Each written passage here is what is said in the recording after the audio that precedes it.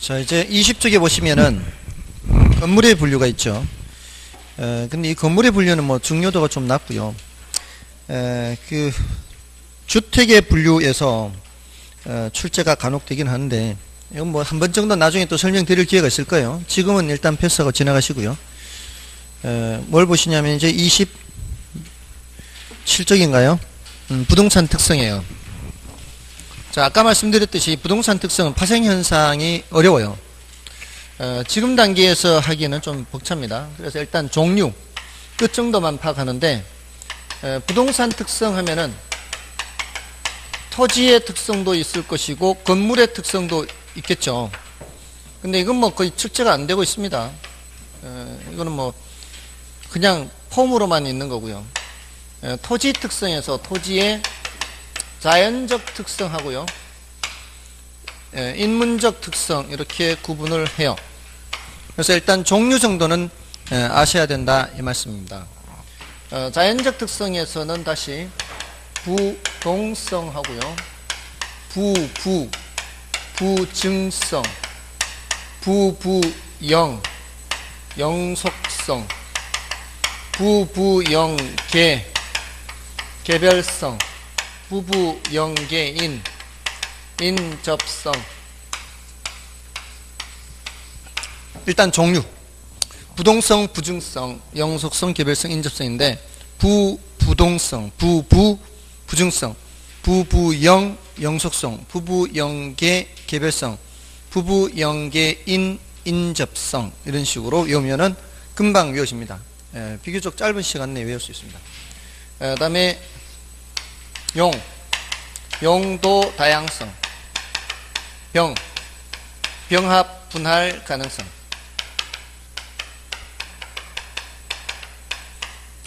사회 경제, 행정적 위치 가변성,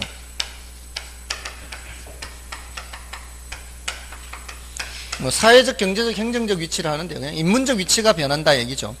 물리적 위치는 고정되어 있지만 인문적 위치는 변할 수 있다, 이런 뜻이죠.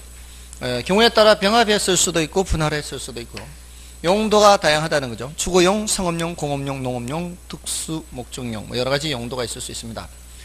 자, 이 뜻은 별로 어렵지 않은 편인데요, 주의를 할 것은 요거요. 주의를 할 것은 부증성과 영속성. 자, 이 부증성은 그 물리적인 양을 절대로 늘릴 수 없다는 거예요. 물리적인 양입니다. 그러니까 절대로죠. 이런 거는 뚝딱뚝딱 생산해낼 수가 있죠. 또 물리적인 양을 늘릴 수가 있죠.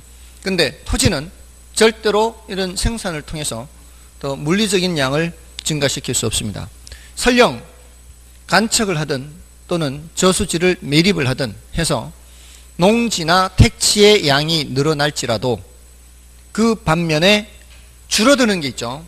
갯벌의 양이 준다거나 저수지 면적이 줄어든다거나 이런 부분이 있기 때문에 절대로 토지의 양은 늘릴 수 없다, 이런 의미입니다. 그게 이제 부증성이에요. 절대로 예외가 있을 수 없어요. 예외적으로 물리적인 양을 증가시킨다, 있을 수 없습니다. 물리적인 양은 절대로 증가시킬 수가 없어요. 그 반대로 되는 것이 영속성이에요. 절대로 양이 줄어들지도 않아요. 아까 포락지해서 물의 침식작용 때문에 갉아먹으면 수면 밑으로 잠기거나 또는 하천으로 변하거나 할 수는 있겠죠. 자, 그래서 하천 부지가 늘어나더라도, 이 전답의 양이 줄어들더라도 하천 부지가 늘어나기 때문에 전체 면적은 변함이 없어요. 그런 의미에서 절대로 소모되지 않는 거죠. 그래서 이걸 이런 식으로 묻습니다. 파생현상을 따로 공부하지 마시라고 말씀을 드린 이유는, 예를 들어 토지의 부증성으로 인해 집약적 이용을 촉진시킨다, 이 말이 맞는 말인지 틀린 말인지를 판단을 해야 돼요. 이 말을 판단하려면 집약적이란 단어가 뭔지를 알아야 돼요. 근데 그 집약적이란 단어는 뒤에서 배운단 말이에요. 그러니까 지금 단계에서 이런 걸 일일이 다 파생현상에 나오는 걸 다 알 수는 없다는 거죠. 집약적 이용이 뭐예요? 죄송합니다.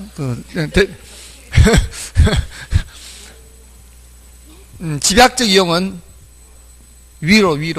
똑같은 넓이의 토지라 해도 자본이나 노동이 많이 투입되는 그런 이용을 집약적 이용이라고 하죠. 똑같은 토지라 하더라도 노동이나 자본이 많이 투입되면 투입될수록 건물은 위로 올라가게 되겠죠. 그런 이용이 무슨 이용? 집약적 이용이에요. 자, 이거는 토지를 증가시킬 수 없으니까 결국은 어떻게? 위로 이용하는 수밖에 없죠. 그래서 부증성의 파생현상으로 옳은 말이에요. 집약적 이용을 촉진시킨다. 자, 이와 마찬가지로 또 경제적 감가의 근거가 되는 성질. 이러면은 경제적 감가가 뭔지 알아야 돼요. 근데 그건 저 뒤에서 배운단 말이에요. 그러니까 그런 얘기들이 여기 나오고 있다고요. 파생현상에. 그러니까 지금 단계에서는 파생현상을 보면은 볼수록 어렵게 된다 이 말이죠. 그러니까 나중에 3, 4월, 5, 6월 되면 이제 뒷부분을 한 2바퀴, 3바퀴 돌잖아요. 그러면은 용어들을 많이 알게 되니까 자연스럽게 알게 되는 부분이 많다 이 말입니다. 그러니까 따로 시간을 내서 많이 할수록 손해보는 게 파생현상이다. 그러니까 뜻 정도만 기억하시라고요. 아셨죠? 자, 요렇게 하고요. 자, 그럼 이제 뜻을 이제 다시 한번 좀 확인을 해보겠습니다. 몇 개를 좀 보겠습니다. 부동성 보세요. 부동성은 그 단어 자체는 별로 어렵지 않죠. 부동성이란 토지는 인위적으로 그 위치를 이동시킬 수 없는 특성. 다른 특별한 거 없습니다. 그다음에 28쪽에 부증성 볼까요? 부증성이란 일반 재화와는 달리 토지는 생산비를 투입하여 그 물리적 양을 증가시킬 수 없는 특성을 말하고요. 매립이나 용도 전환을 통한 택지 조성은 토지의 물리적 증가가 아닌 경제적 공급의 증가로 봐야 돼요. 그 다음에 영속성 해서요. 영속성이란 토지는 일반 재화와는 달리 시간의 흐름이나 사용에 의하여 소모되거나 마멸되지 않는다는 특성을 말한다. 물리적인 측면에서 부증성에 의해 토지는 절대로 증가시킬 수 없으며 영속성에 의해 감소되지도 않는 거죠. 다음에 그 파생현상 하나만 체크해 볼까요? 그 토지에 물리적 감가상각을 적용할 수 없는 근거가 된다. 이렇게 나와 있죠. 물리적 감가상각 이런 말 있죠. 그 물리적이라는 말은 괄호 쳐도 돼요. 없어도 관계없어요. 감가상각이 안 된다 이런 뜻이잖아요.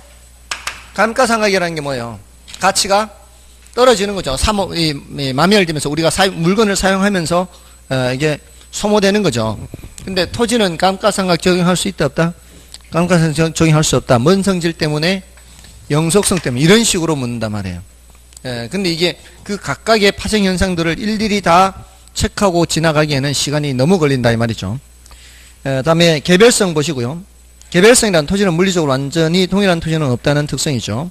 방향이 다르든 지세가 다르든 지형이 다르든 지질, 물리적 위치 등을 고려하는 경우 동일한 토지는 있을 수가 없다는 겁니다.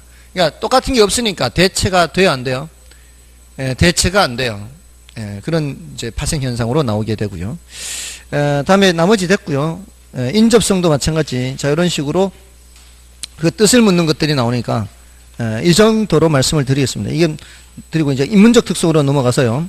용도 다양성 나오죠. 의. 자, 전부 다 의 위주로 보는 거예요. 용도 다양성이란 부동산은 주거용, 상업용, 공업용 등 다양한 용도에 사용될 수 있는 특성을 말하고요. 따라서 다양한 용도 중에서 어떠한 이용이 최유효 이용인지에 대한 분석이 필요합니다. 그러니까 최유효 이용이라는 단어가 나오는 것은 바로 용도 다양성 때문에 그렇다는 거죠. 다음에 32쪽에 병합분할 가능성이 있죠. 병합분할 가능성이란 토지는 이용 목적에 따라 그 면적을 인위적으로 분할 병합하여 사용할 수 있다는 특성이죠. 그러니까 물리적으로 분할하는 게 아니죠. 물리적으로는 다 어떻습니까? 물리적으로는 모든 토지가 다 연결되어 붙어 있어요. 인접성.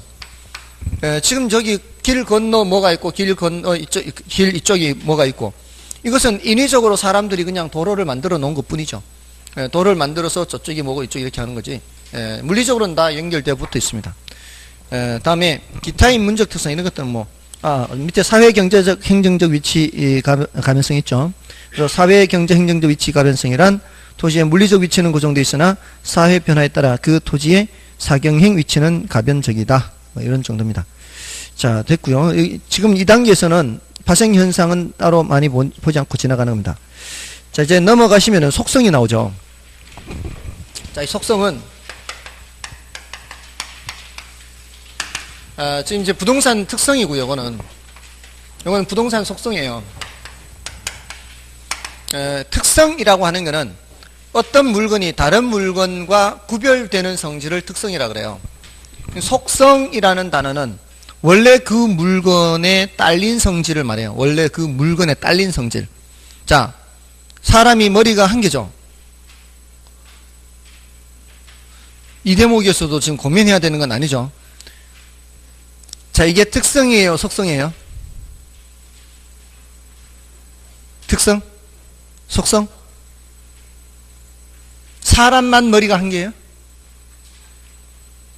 개도 머리가 한 개고, 돼지도 머리가 한 개고, 소도 머리가 한 개, 다 머리 한 개잖아요. 그건 특성이 아니고 속성. 특성이라고 하려면 구별돼야 돼요, 구별. 원래 그 물건이 갖고 있는 성질은 그냥 속성이에요. 사람 다리가 2개예요. 특성이에요, 속성이에요? 그것도 속성. 팔이 2개예요. 속성. 맞나요? 맞잖아요. 그러면 사람의 특성이 뭐예요?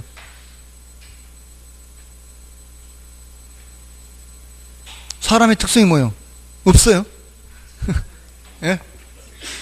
직립보행. 지금 특성 맞네요. 직립보행. 직립보행은 사람만 하는 거죠. 또 뭐 특성 있죠? 더 이상 없어요, 이제. 생각하는 거. 생각하는 거, 이것도 뭐 들어갈 수도 있죠. 근데 이거는 인간 생각이고요. 다른 동물들도 자기도 생각한다고 생각할 수 있잖아요. 말하는 거. 말하는 것도 그럴 수도 있겠네요. 예, 근데 동물들도 말을 한다라고 볼 수도 있거든요. 실험을 했어요. 원숭이를 실험했는데, 일본 원숭이를 아메리카 대륙에서 자라게 한 거예요. 아메리카 대륙에. 거기 보면 이제 그 방울뱀 있죠. 방울뱀이 이제 그 등 모양이 그 다이아몬드 모양으로 생겼다고 하는가 그래요. 그래서 다이아몬드 백이라고 하죠. 다이아몬드 백이 그게 방울뱀을 뜻할 거야, 아마. 그 등 모양이 그렇다고 해서 등 모양이. 그래서 뭐 야구 팀 중에서도 무슨 아리조나 다이아몬드 백인가요? 그거 있죠. 아무튼 그 방울뱀이 나타나면은 이렇게 이제 위험하니까 소리를 지르는 거죠. 동료들한테 알려주는 거예요. 동료들한테 그 위험한 게 나타났다고 알려주는 소리를 치는 거예요. 이 원숭이 어릴 때부터 그렇게 자란 거예요. 얘를 일본에 데리고 와서요. 다이아몬드 백 저거 방울뱀을 걔한테만 보이게 한 거예요. 걔가 막 소리 지를 거 아니에요. 방울뱀을 보니까. 근데 다른 원숭이들이 쟤가 왜 저래? 이런 거예요. 외국어 쓰니까. 미국에서 자란 애가 외국어 쓰고 있잖아요. 그러니까 뭔 소리인지 못 알아듣는 거죠, 다른 애들이. 뭔 뜻인지 아시겠어요? 걔네들도 외국어가 있을 수 있다는 거지. 말을 못 알아듣는 거죠. 얘가 위험하다고 하는데도 다른 원숭이들은 그 위험을 인지를 못 하는 거예요. 아무튼, 예, 이거 아닐 수 있어요. 근데 글을 쓰는 거는 인간이 또, 특성이라고 볼 수 있죠. 글로 남기잖아요. 아무튼 이게 이제 특성과 속성의 차이예요. 됐나요? 근데 이게 중요한 게 아니고, 속성이라고 해서 뭐 특별히 구별을 해야 되는 건 아니지만, 그냥 너무 깊게 생각할 필요는 없어요, 여러분들은. 그냥, 특성은 구별되는 성질, 속성은 원래 딸린 성질인데, 그 속성에 주로 얘기하는 것들이 공간, 자연, 위치, 환경, 주로 어디에서 나온 것들이에요? 물리적 개념에서 많이 나오죠. 근데 이것만 있는 게 아니라 그 성질이라는 게 인간의 입장에서는 자산이라는 성질도 있잖아요. 이런 여러 가지 것들이 다 뭐가 되는 거예요? 다 속성이 되는 거예요. 원래 그 물건이 갖고 있는 성질이 되는데, 자, 우리 시험에서는 최근 10년간 한 번도 출제된 적이 없어요, 얘가. 그러니까 사실 중요도는 좀 낮은데, 만약에 가능성이 있다면 요 2가지예요, 2가지. 출제가 될 수 있다면. 그래서 공간성하고 위치성에 대해서는 조금은 설명을 드려요. 오늘 이제 간단하게만 좀 소개만 해드리는 정도로 하고요. 중요도가 높지 않으니까.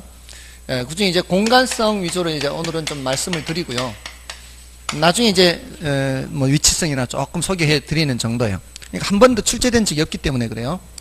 자, 이 공간이라고 하는 단어 조금 전에 어디서 나왔다 그랬어요? 개념상으로는 물리적 개념에서 왔죠. 공간이라는 개념은 물리적 개념이에요. 기술적 개념이에요. 자, 근데 공간이라는 성질을 파악하려는 거거든요, 지금. 이 공간이라는 성질을 파악을 할 때는 복합 개념으로 해야 돼요.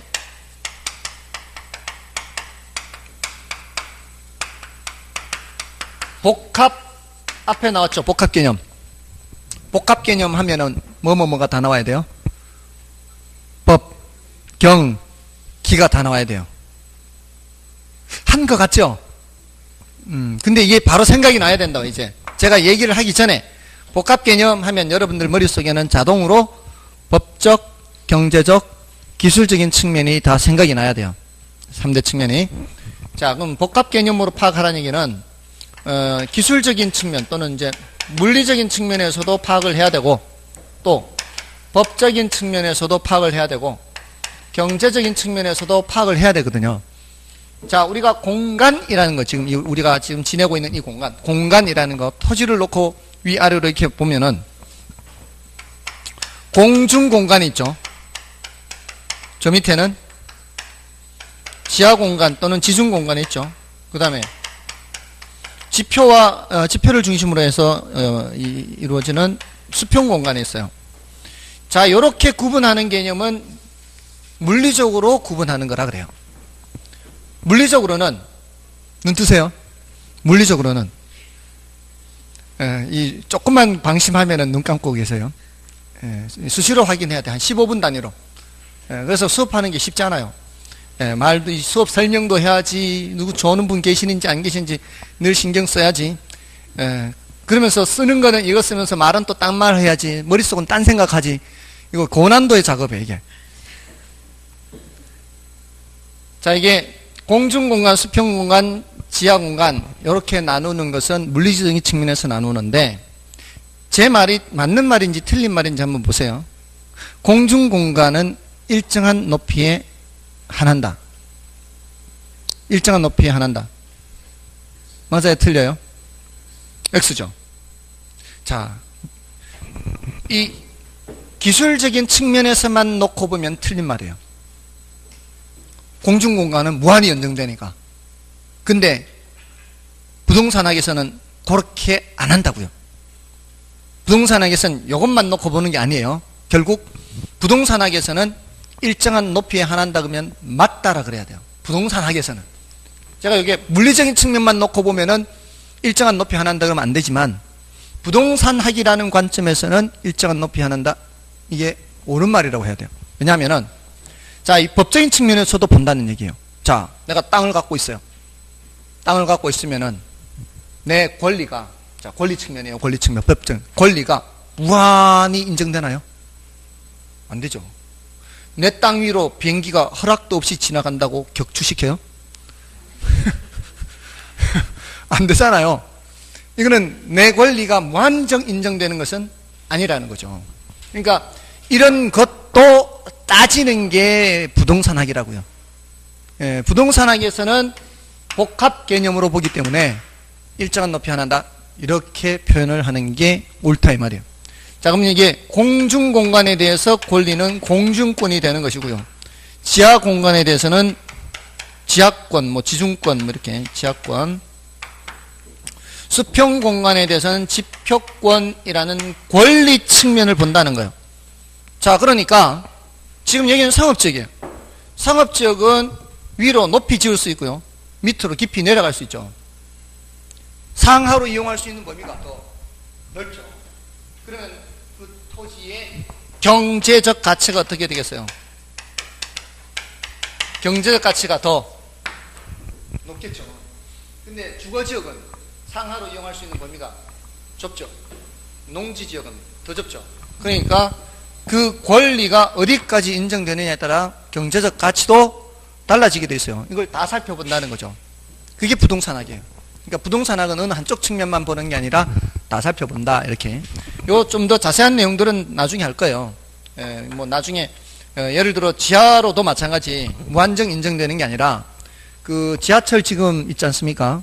지하철이 충분히 깊게 들어가서 이렇게 사유지 지하로 지나갈 때는 보상을 안 해줘요. 사유지 지하로 지나가더라도 충분히 깊게 지나가면은 보상을 안 해줍니다.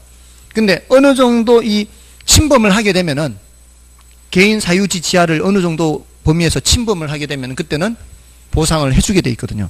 그러니까 그런 그 범위라는 게 있어요. 그러니까 무한정 인정되는 게 아니에요.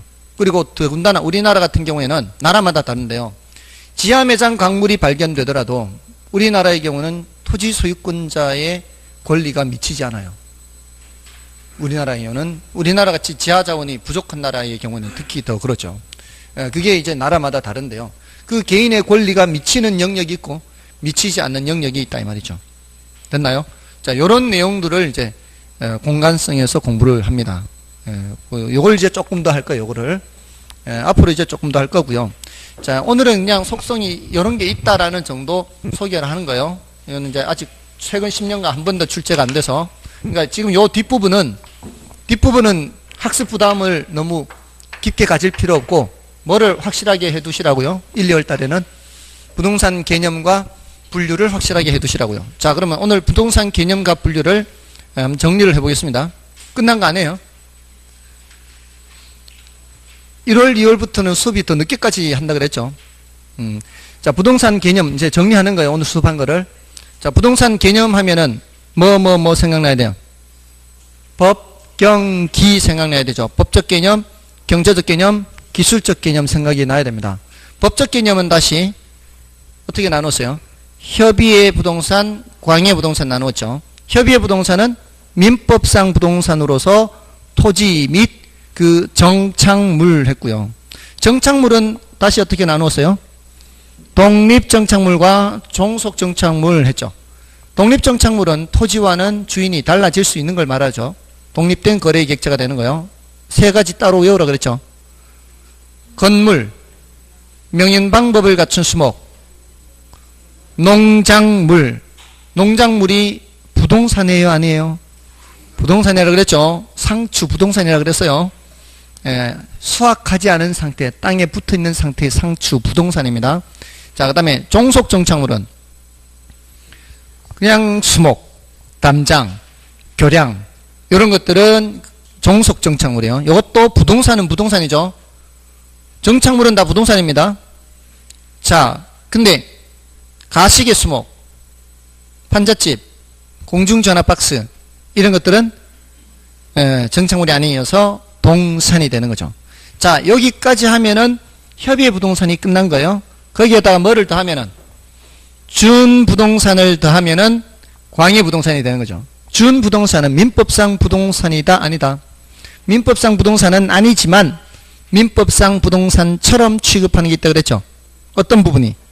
공시 방법이 드러내 보이는 방법이 등기나 등록. 그 확인하기 위해서는 등기나 등록 원부를 봐야 되는 거. 등기부는 그런 것들을 준 부동산, 민법상 부동산은 아니지만. 됐나요? 거기까지 하면은 광의 부동산까지 끝났죠. 그럼 뭐가 끝난 거예요? 부동산 법적 개념이 끝난 거예요. 그 다음에 무슨 개념? 경제적 개념은 여기서는 단어만 구별하면 된다 그랬죠. 경제적인 측면에서는 부동산도 상품이라는 관점에서 본다 그랬어요. 상품은 상품인데 다른 상품을 생산할 때 투입되는 생산재, 생산 요소로 사용되기도 하고 소비재가 되기도 하고 자산, 자본 이런 단어들 구별하면 되고요. 기술적 개념, 물리적 개념으로는 공간, 자연, 위치, 환경 이런 단어들 구별하면 되는 겁니다. 됐죠? 자, 이러면은 부동산 개념이 정리가 된 거예요. 나중에 뭐 임목에 관한 법률이라는 거 요거 나중에 좀 더 한다 그랬고요. 준부동산에서 뭐 자동차, 선박, 항공기, 건설기 이런 거 말고 뭐 나머지는 조금 더 나중에 더 추가하면 되는 거고요. 됐나요? 자, 이렇게 부동산 개념을 볼 때 세 가지 측면, 3대 측면을 모두 살펴보는 걸 뭐라고 하고요? 복합 개념의 부동산이다 라고 얘기하고요. 그 중에 무형 측면이 있고 유형 측면이 있다 그랬죠. 법적인 측면은 주로 권리 측면을 살펴보고요. 무형 측면입니다. 경제적인 측면은 주로 가치나 가격, 수익이나 비용 이런 관점에서 봐서 또 이것도 무형 측면이에요. 근데 기술적 측면은 유형 측면이다. 이렇게 하고요. 복합 부동산은 뭐라 그랬어요? 복합 부동산은 토지와 건물을 함께 부를 때 쓰는 표현이다. 맞나요? 상당히 많이 휘발되죠. 상당히 많이 휘발되죠. 근데 자꾸 복습을 해야 돼. 그러니까. 자, 다음에 이제 토지의 분류로 들어가서 국토의 계획 및 이용에 관한 법률상 분류도 있어요. 도, 관, 농자에서 도시지역, 관리지역, 농림지역, 자연환경보존지역인데 토지는 기본적으로 세 가지로 나눈다 그랬어요. 개발 목적으로 사용할 거냐, 생산 목적으로 사용할 거냐, 보존할 거냐. 도시지역은 개발하는 것이고요. 관리지역은 어느 쪽에도 분류하기가 일단은 곤란하니까 관리지역으로 해놓은 후에 보존관리지역, 생산관리지역, 계획관리지역 이렇게 나누고요. 그 다음에 농림지역은 생산 목적으로 사용하는 거고요. 자연환경보존지역은 보존 목적이죠. 도시지역을 다시 주상공녹지지역으로 주거상업공업 녹지지역, 주상공은 개발하는 곳이지만 녹지지역은 그렇지 않고 다시 이것을 보존할 거냐 보존 녹지, 생산 목적으로 쓸 거냐 생산 녹지, 앞으로 개발 여지가 있느냐 자연 녹지 했죠. 자, 그런 식으로 구분을 해요. 이렇게 용도 지역을 구분하는 것은 전 국토를 대상으로 하고요. 중복되지 않게 지정합니다. 근데 용도 지구나 용도 구역은 전 국토를 대상으로 하지 않습니다. 그러니까 용도 지구나 용도 구역은 지정이 안 된 땅도 있고 지정이 된 땅도 있다 이 뜻이에요. 그리고 중복 지정도 가능해요. 거기는 방화지구, 방제지구, 풍치지구 뭐 이런 것들이 동시에 지정이 될 수가 있다 이 말이에요. 근데 용도 지역은 동시에 지정이 될 수 없어요. 어느 하나만 지정이 돼야 돼요. 자, 이게 국토의 계획 및 이용에 관한 법률상 분류 소개했던 거고요. 그 다음에 공간 정보의 구축 및 관리 등에 관한 법률상 28개 지목을 했죠. 전답 과목 임강염 대장 학도철천제 주유 창구 채원종 양수공차 삼효잡. 자, 그 중에 차장천원 요거 두 번째 글자라 그랬죠. 차가 뭐예요? 주차장의 차고요. 차장 공장의 장이에요. 차장천 하천의 천이고요. 차장천원 유원지의 원이에요. 그 네 글자만 두 번째 글자를 약어로 사용하죠. 부어로. 근데 전답 과목 임강염 전답 과 목까지 쉽죠. 임야도 쉽죠. 목은 목장용지니까 전답 과 과수원이고 전답 과 목 임 광이 뭐였어요? 광천지 염전 대장학도철천제 대 주거용 상업용 건물 지을 수 있는 땅 대장은 공장용지 장 대장학 학교용지 대장학도 도로용지 대장학도철 철도용지 대장학도철천 하천 대장학도철천제 제방 주유창구채원종 주유소용지 주유 유지 연못 저수지 이런 거요. 주유창 창고용지 주유창구 국어 소규모 수로부지라 그랬어요. 국어 주유창구채 체육용지 주유창구채원 유원지 주유창구채원종 종교용지 양수공차 삼효잡 양어장 양수 수도용지 양수공 공원 양수공차 주차장 양수공차 사적지 역사적 유적지 양수공차 묘지 양수공차 삼효잡 잡종지 됐나요?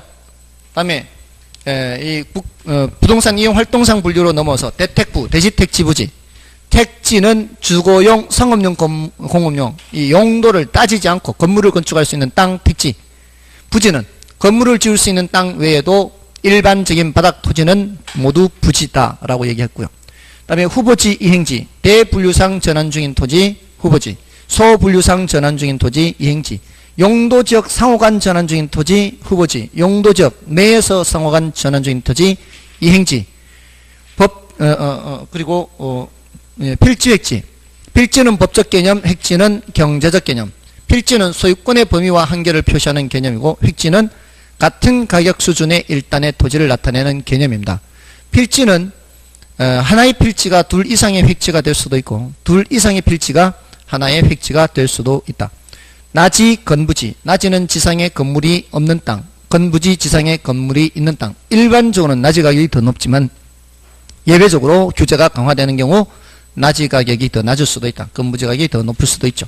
그래서 예외적으로 건부증가가 나타난다 그래요. 보통은 건부감가, 건부지 가격이 더 싼 거를 건부감가, 예외적으로 건부지 가격이 더 높은 거를 건부증가라고 얘기합니다. 그 다음에 맹지, 대지, 자루형 토지, 도로에 접한기 없는 땅, 맹지, 도로에 좁은 입구로 접해있는 땅, 자루형 토지, 법지, 빈지, 법으로만 소유할 뿐 활용실익이 없거나 적은 땅, 법지, 경사진 경우에 그 경사진 토지 부분을 말하죠. 그 다음에 빈지, 바닷가라 그랬죠. 요거는 소유권 표시는 되어 있지 않으나 활용실익이 있는 땅. 그 다음에 포락지, 지반이 절토되어 무너져 내린 토지로서 전답 등이 하천으로 변한 토지 또는 수면 밑으로 잠긴 토지 포락지. 공지, 건폐율이나 용적률 적용 때문에 건물 짓고 남겨놓은 땅을 공지. 유휴공, 유휴지, 휴한지, 공한지. 유자는 놀 유자, 바람직하지 않게 놀리는 땅 유휴지. 휴한지, 정상적으로 쉬게 하는 토지 휴한지. 공한지, 투기 목적으로 방치하는 토지. 됐나요? 됐습니까? 다음에 토지 특성은 종류 정도는 알아두시라 그랬고요. 토지의 자연적 특성, 인문적 특성. 자연적 특성, 부부영계인, 부부동성, 부증성, 부부영, 영속성, 부부영계, 개별성, 부부영계인, 인접성. 인문적 특성의 용병사, 용도 다양성, 병합분할 가능성, 용병사, 사회적, 경제적, 행정적 위치, 가변성. 그 다음에 부동산 속성에서는 공간성이라든가 자연성, 위치성 여러 가지 성질이 있는데 공간성에 대해서 말씀을 드렸고요. 그 개념은 물리적 개념에서 나왔지만 성질을 파악할 때는 어떻게 파악해야 된다고요? 복합 개념으로 파악해야 돼서 물리적인 측면만 살펴보는 게 아니라 법적인 측면이나 경제적인 측면도 살펴봐야 된다. 물리적인 측면만 놓고 봤을 때는 그냥 공중공간, 수평공간, 지하 또는 지중공간 나눌 수 있지만 그 각각에 대해서 권리 측면도 살펴보기 때문에 공중권, 지표권, 지하권 이런 것도 살펴볼 것입니다. 나중에. 그래서 그 권리가 어느 정도 인정되느냐에 따라 그 경제적 가치도 달라진다 그랬죠. 복합 개념으로 보기 때문에 이렇게 얘기를 할 수 있어요. 그래서 이 부동산학에서 공간이라고 하는 것은 건축물이나 뭐 공작물 기타 이런 것들이 일정한 높이에 한한다라고 해야 되지 무한히 인정된다라고 하면은 안 되는 겁니다. 부동산학에서는. 됐나요? 자, 오늘 했는 내용들입니다. 자, 요 정도로 하고요. 다음 주는 이제 부동산 경제론을 들어갈 겁니다. 그 부동산 경제론은 수요 공급에서부터 시작됩니다. 그래서 아직까지는 뭐 예습하기는 좀 어려울 겁니다. 지금 이제 1, 2월, 3, 4월, 어쩌면 3, 4월까지도 주로 이제 복습 위주로 하셔야 될 거고요. 가능한 한 많이 자꾸 보셔야 됩니다. 자꾸 많이 보셔서 저 내용이 이제 한 7, 80%까지 알아듣겠다 라고는 생각이 들면 그때는 교재를 보셔도 돼요. 교재에는 이 문어체로 돼 있죠. 이게 활자로 돼 있죠. 설명을 할 때는 풀어 설명합니다. 그러니까 사람들이 풀어서 설명하니까 수업 들을 때는 알겠는데 나오면은 하나도 모르겠대. 책 보면 하나도 모르겠대. 그건 당연한 거죠. 책으로는 활자로 돼 있으니까, 문장으로 돼 있으니까. 나중 돼서 제가 말로 풀어서 쓰는 표현이 문장에 이런 표현하고 매치가 돼야 돼요. 그래야 시험을 칠 수가 있는 거죠. 시험을 칠 때는 우리는 문장으로 시험 보니까. 그래서 말로 풀어 쓴 것과 문장으로 표현된 것이 매치될 때까지 이제 훈련을 해야 되는 겁니다. 그때까지는 어느 정도까지는 이제 계속 동영상을 보시고 들어야 되고요. 어느 정도 되면은 이제 활자가 눈에 들어오기 시작할 겁니다. 지금 단계에서 활자가 눈에 들어오면은 뭐 더할 나위 없이 좋은 거고요. 그 전에는 계속 반복해서 동영상을 보십시오. 됐나요? 다음 주에 뵙겠습니다. 수고하셨습니다. 감사합니다.